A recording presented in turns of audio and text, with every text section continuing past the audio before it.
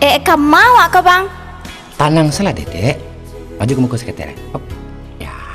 Mbak aku pakai tutup mata pakai. Tentu iyo, namanya surprise mah. Ih, dedek kau banyak tanya Telah. Di taman kah bang? Indah. Mbak aku rasa dalam ruangannya rasa ya. Dedek kau bertanya aja lah. Lah, maju ke muka. Tekan sekretariat. Ya. Kamau namanya kah? Hop. Indah boleh banyak tanya. Pas. Diam tagak di situ. Alah siap deh. Allah. Deh, sesaat akan tuh wak. Kok di lapihan sakan wak baru kenal baru. Bang, Iya dek. ayah putih ada. Awi dedek. Awoi. Dedek dia minum. Iyo. Sip, abang ambilan deh. Untuk dedek apa yang indah? Ih.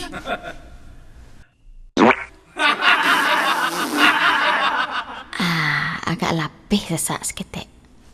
Tara. Kau minumnya dek. Pacik lah. Onde, aku sakit ju paru iku kok. Setengah separuh baru keluarkan tweet tadi. Bang. Iya dek. Tambah ya putihnya bang. Masih awi dek. Iya. Jadi abang tambah. Tapi janji ya, jangan buka-buka dulu. Indah.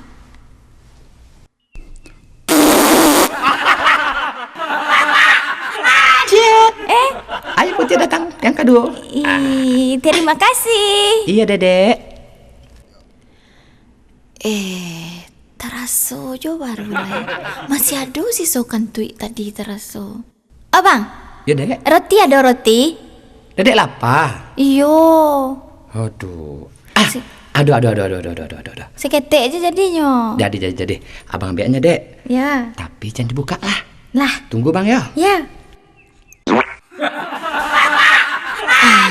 Tuh baru gak sandang seketek. Buka mulutnya. Nak dimakan mana? Nyam.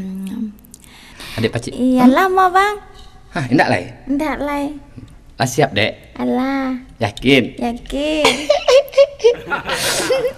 Abang hitung ya dek. Dia. 1, 2, 3.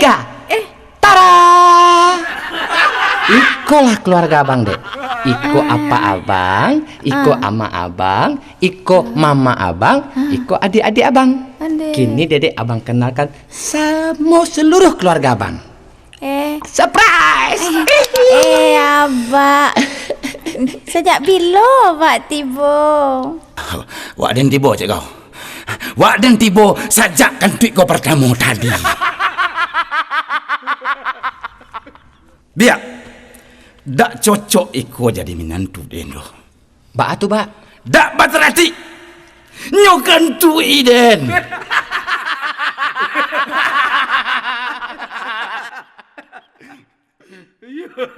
Yo.